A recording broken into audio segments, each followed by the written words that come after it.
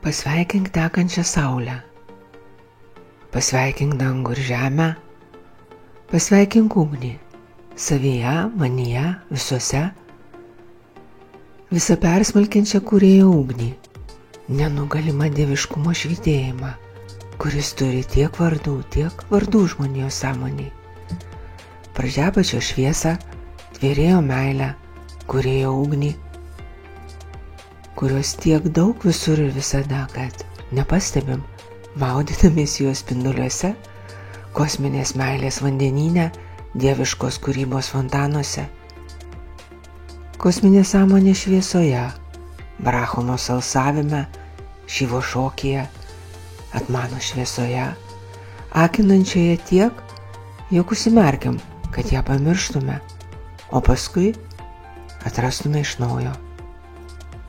Bet ką ten vardai?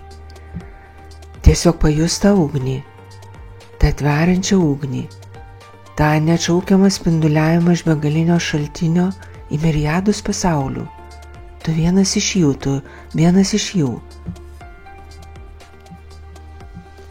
Pajus tą švytėjimą, einantį per tave, skverbiantį kiaurai, nuolat, visada, visur ir visaip.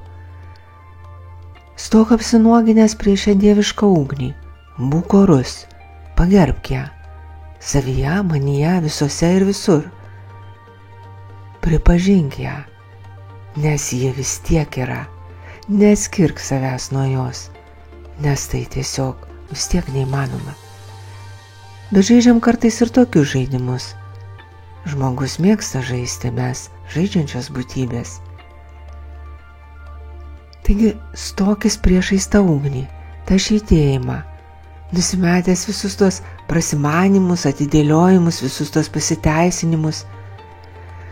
Tiesiog leisk jos spinduliams nugairinti tavo kūną ir sielą, kaip saulės kaitrai atšildyti šaltą žiemos rytą. Leis sau prisisodyti tos šviesos, to begalinio neatšaukiamo spindėjimo, o paskui leis sau spinduliuoti į visus pasaulius, leis sau prisiminti savo saulės prigimtį, savo dievišką prigimtį, savo tilto tarp dangaus ir žemės užduotį. Leis sau pasiekti dangų, spindėk, švytėk ir leisk. Geros jaunaties, šaulyje, geros jaunaties.